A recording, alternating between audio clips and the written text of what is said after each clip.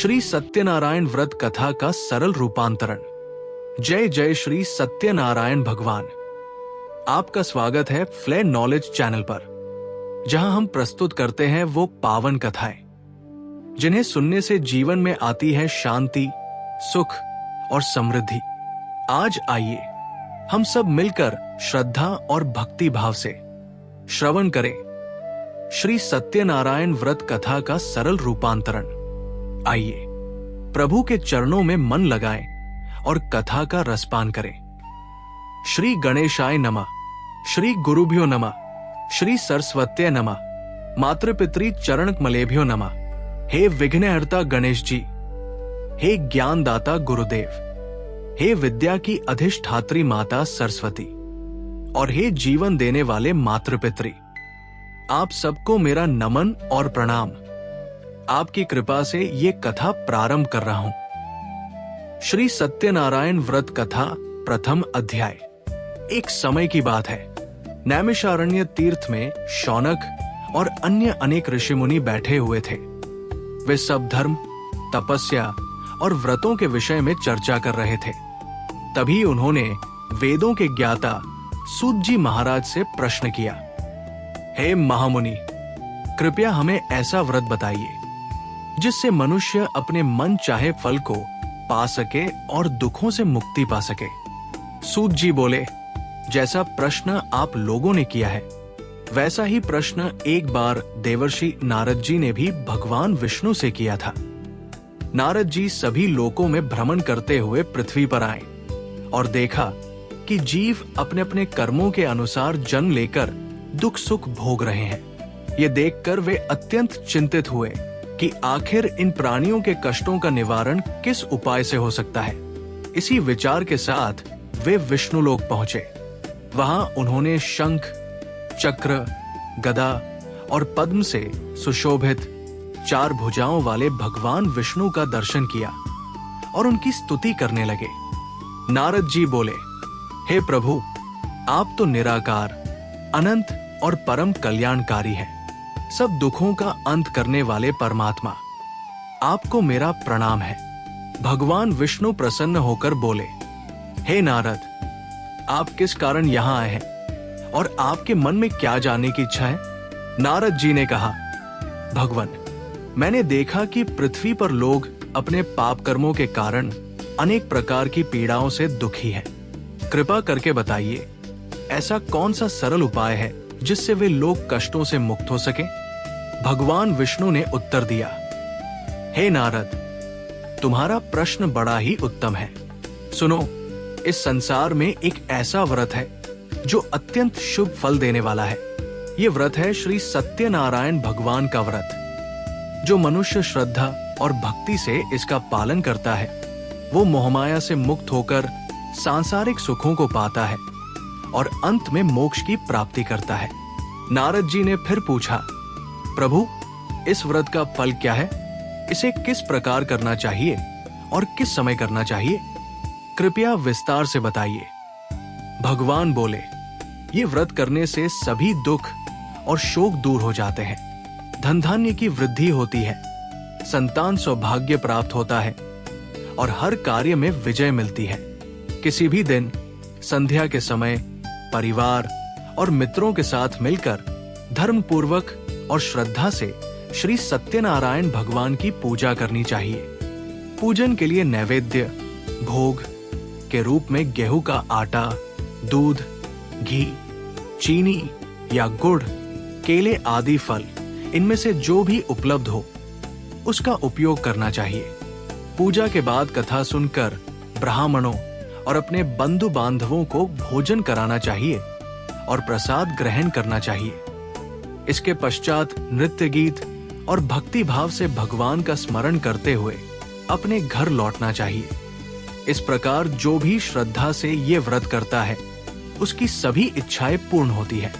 विशेषकर कलयुग में ये व्रत सबसे सरल और शीघ्र फल देने वाला उपाय है। इस प्रकार श्री स्कंद पुराण के रेवाखंड में वर्णित श्री सत्यनारायण व्रत कथा का प्रथम अध्याय पूर्ण हुआ। श्री सत्यनारायण व्रत कथा द्वितीय अध्याय। सूत जी बोले, हे ऋषियों, अब मैं आपको बताता हूं कि पहले समय में किन लोगों ने ये व्रत किया और उन्हें कैसा फल प्राप्त हुआ। ध्यान से सुनिए। एक समय काशी नगरी में एक निर्धन ब्राह्मण रहता था। वो इतना गरीब था कि भूख और प्यास से व्याकुल होकर भिक्षा के लिए भटकता रहता था। भगवान विष्णु अपने भक्तों के दुख देखकर कभी चुप नहीं रहते। उन्होंने एक दिन वृद्ध ब्राह्मण का रूप धारण करके उस निर्धन ब्राह्मण के पास जाकर कहा, हे विद्वान, तुम इतने दुखी क्यों फिर रहे हो? गरीब ब्राह्मण ने कहा, हे प्रभु, मैं भिक्षा मांगकर जीवन यापन करता हूं, लेकिन सदैव दुख और कष्टों में ही पड़ा रहता हूं। यदि कोई उपाय हो तो बताइए, जिससे मैं इस दुख से छुटकारा पा सकूं। तब भगवान विष्णु वृद्ध ब्राह्मण के रूप में बोले, हे ब्राह्मण, श्री सत्यनारायण भगवान का व्रत अत्यंत फलदायक है। जो भी इसका पालन करता है वो मनवांछित फल प्राप्त करता है और दुखों से मुक्त हो जाता है। तुम भी ये व्रत करो। इतना कहकर भगवान अदृश्य हो गए। गरीब ब्राह्मण ने मन ही मन निश्चय किया कि मैं ये व्रत अवश्य करूंगा। अगले दिन वो भिक्षा मांगने निकला। उस दिन उसे बहुत धन और अन्न मिला। उसने उसी से पूजा की सामग्री खरीदी और घर लौटकर अपने परिवारजनों के साथ मिलकर श्री सत्यनारायण भगवान का विधि पूर्वक व्रत और पूजन किया। इस व्रत के प्रभाव से उसका जीवन बदल गया। वो सभी दुखों से मुक्त होकर सुख समृद्धि से युक्त हो गया। इसके बाद वो ब्राह्मण हर महीने श्रद्धा पूर्वक ये व्रत करने लगा। इसी प्रकार जो भी भक्त शास्त्र विधि के अनुसार सत्यनारायण व्रत करता है वो पापों से मुक्त होकर मोक्ष को प्राप्त करता है। लकड़हारे की कथा। कुछ समय बाद एक लकड़हारा ब्राह्मण के घर के बाहर आया। उसने अपनी लकड़ियां रख दी और भीतर गया। वहां उसने देखा कि ब्राह्मण सत्यनारायण भगवान का पूजन और कथा कर रहा है। लकड़हारा पूजा देखकर आनंदित हुआ और बोला, हे ब्राह्मण, आप ये किसका पूजन कर रहे हैं? इससे क्या फल मिलता है? कृपया बताइए। ब्राह्मण ने कहा, हे भाई, ये श्री सत्यनारायण भगवान का व्रत है। इसके प्रभाव से मेरी दरिद्रता दूर हो गई और धन धान्य की वृद्धि हुई। तुम भी इसे अवश्य करना। ये सुनकर लकड़हारा बहुत प्रसन्न हुआ। उसने भगवान का चरणामृत लिया, प्रसाद ग्रहण किया और फिर अपने घर लौट गया। अगले दिन उसने संकल्प किया, आज लकड़ी बेचकर जो धन मिलेगा उसी से मैं सत्यनारायण भगवान का व्रत करूंगा। वो लकड़ी बेचने नगर गया। आश्चर्य की बात यह हुई कि उस दिन उसे लकड़ियों के 4 गुना दाम मिले। आनंदित होकर उसने केले, दूध, शहद, घी, चीनी और गेहूं का आटा खरीदा और घर लौटकर अपने परिवार के साथ सत्यनारायण भगवान का पूजन और व्रत किया। उस व्रत के प्रभाव से वो भी सुख समृद्धि से भर गया और जीवन के अंत में वैकुंठ धाम को चला गया। इस प्रकार द्वितीय अध्याय समाप्त हुआ। श्री सत्यनारायण व्रत कथा तृतीय अध्याय, सरल रूपांतरण। सूत जी बोले, हे ऋषिगण, अब मैं आपको एक और कथा सुनाता हूं जो प्राचीन काल की है। बहुत समय पहले उल्कामुख नाम का एक बुद्धिमान और धर्मनिष्ठ राजा था। वो प्रतिदिन देवताओं की पूजा करता, गरीबों को दान देता और प्रजा का कल्याण करता था। उसकी पत्नी भी पतिव्रता और धर्मपरायण थी। एक बार राजा और रानी ने भद्रशिला नदी के तट पर बैठकर श्री सत्यनारायण भगवान का व्रत और पूजन किया।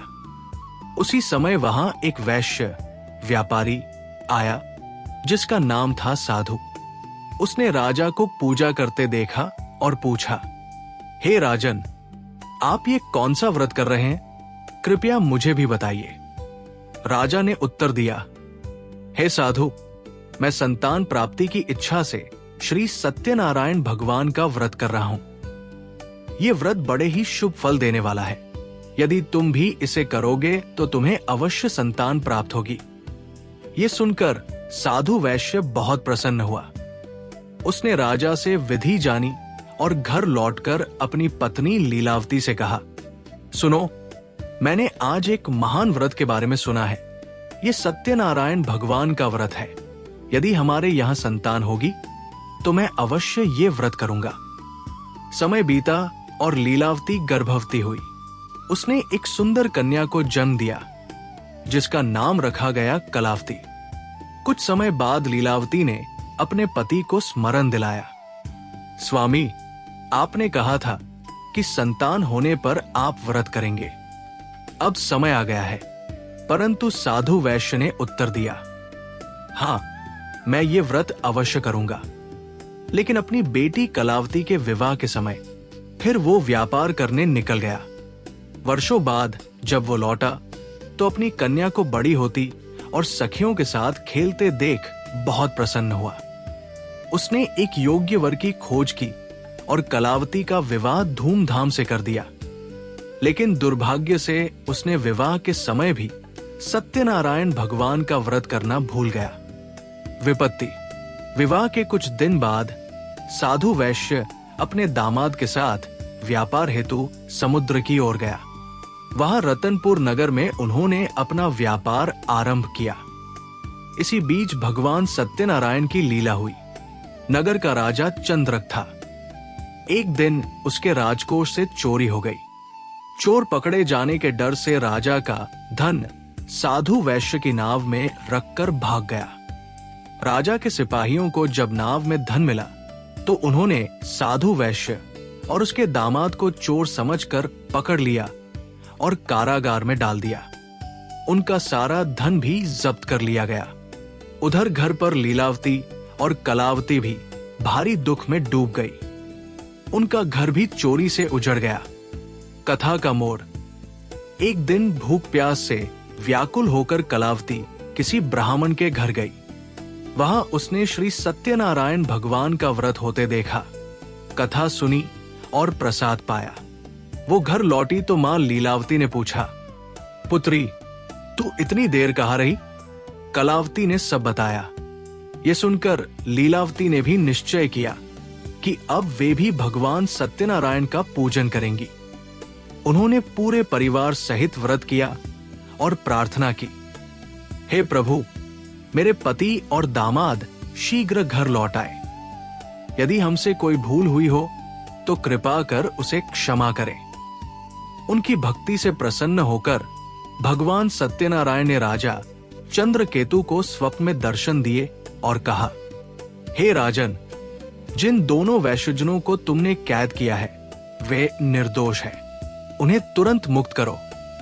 अगली सुबह राजा ने सभा में सबको अपना स्वप्न सुनाया और साधु वैश्य व उसके दामाद को रिहा कर दिया।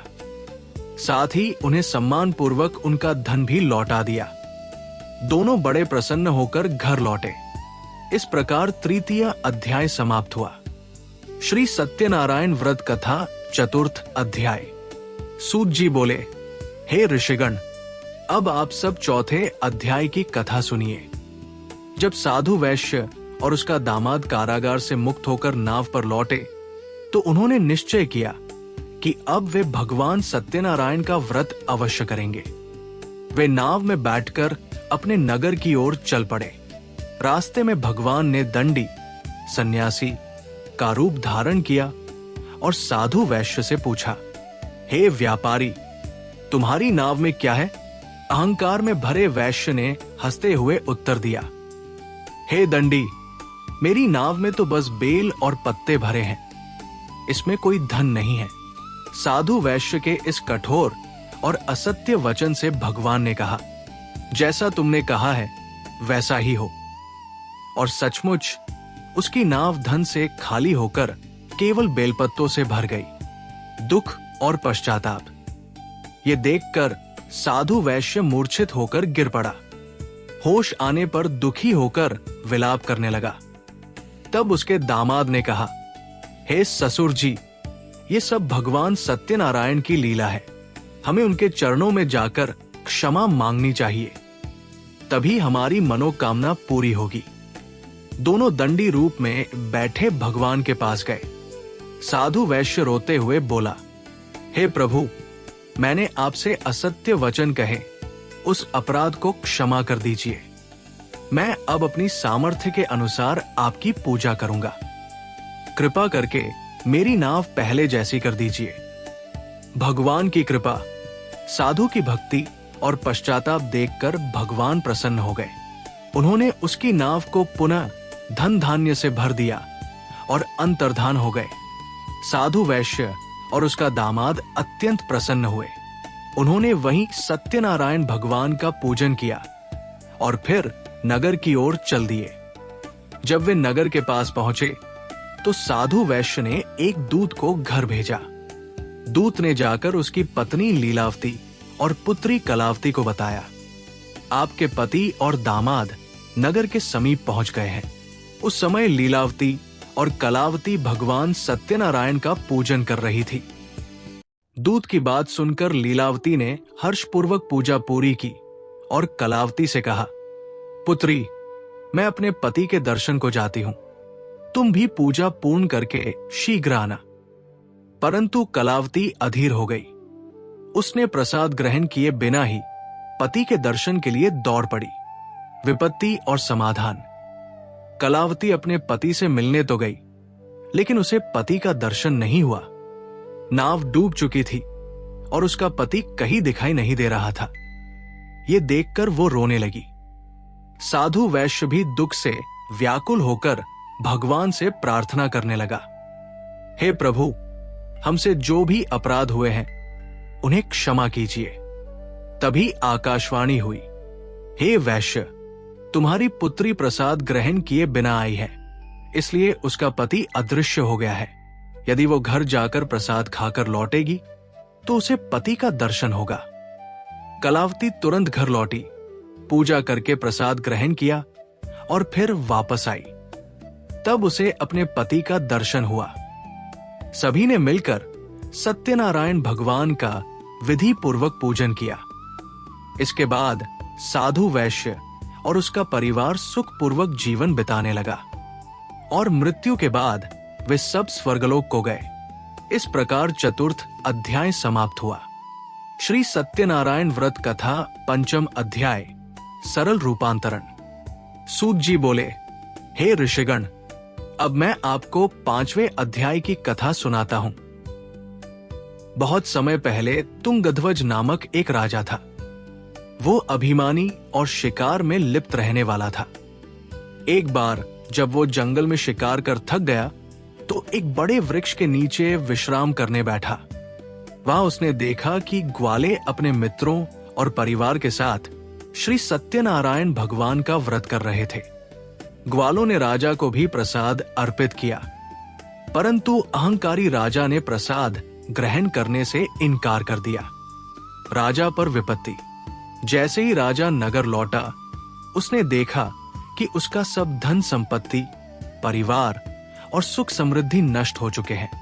तब उसे समझ आया कि ये सब श्री सत्यनारायण भगवान के प्रसाद का तिरस्कार करने के कारण हुआ है। वो तुरंत उसी स्थान पर लौटा जहां ग्वाले पूजा कर रहे थे। इस बार उसने विनम्र भाव से भगवान का पूजन किया और श्रद्धा से प्रसाद ग्रहण किया। तभी भगवान की कृपा से उसका सारा वैभव और सुख समृद्धि पुनः प्राप्त हो गया। वो दीर्घायु हुआ और अंत में स्वर्गलोक को गया। व्रत का महत्व। हे ऋषिगण, जो भी मनुष्य इस दुर्लभ सत्यनारायण व्रत को करता है, उसे भगवान की कृपा से सब सुख प्राप्त होते हैं। निर्धन व्यक्ति धनी बनता है, कैदी बंधन से मुक्त होता है, संतानहीन को संतान मिलती है, सभी मनोरथ पूरे होते हैं और अंत में मोक्ष की प्राप्ति होती है। पूर्व जन्म की कथाएं। सूत जी आगे कहते हैं, जिन जिन लोगों ने पहले ये व्रत किया था, वे अगले जन्म में पुण्यशाली रूप में उत्पन्न हुए।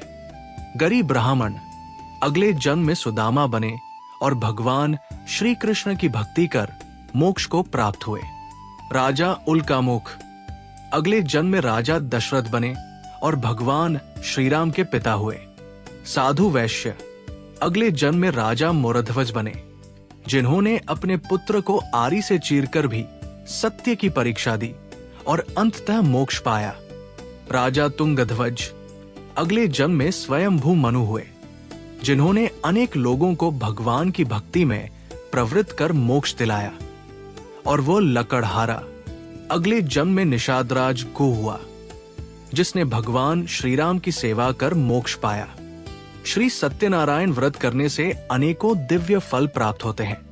निर्धन को धन की प्राप्ति होती है, संतानहीन को संतान सुख मिलता है, परिवार में सुख, शांति और सौहार्द बढ़ता है, रुके हुए कार्य सिद्ध होते हैं, बंधन और संकट से मुक्ति मिलती है और अंत में मोक्ष की प्राप्ति होती है। ये व्रत कलयुग में सबसे सरल और शीघ्र फल देने वाला उपाय है। इस प्रकार श्री सत्यनारायण व्रत कथा पूर्ण होती है। इस कथा का श्रवण और प्रसाद का सेवन करने से सभी दुख दूर होते हैं, पाप क्षीण होते हैं और घर परिवार में सुख, सौभाग्य और समृद्धि आती है। यदि ये दिव्य कथा आपके हृदय को छू गई हो तो वीडियो को लाइक कीजिए, कमेंट कीजिए और हमारे चैनल फ्ले नॉलेज को सब्सक्राइब करके हमारे साथ जुड़ जाइए। अंत में सब मिलकर बोले, जय सत्यनारायण भगवान की जय।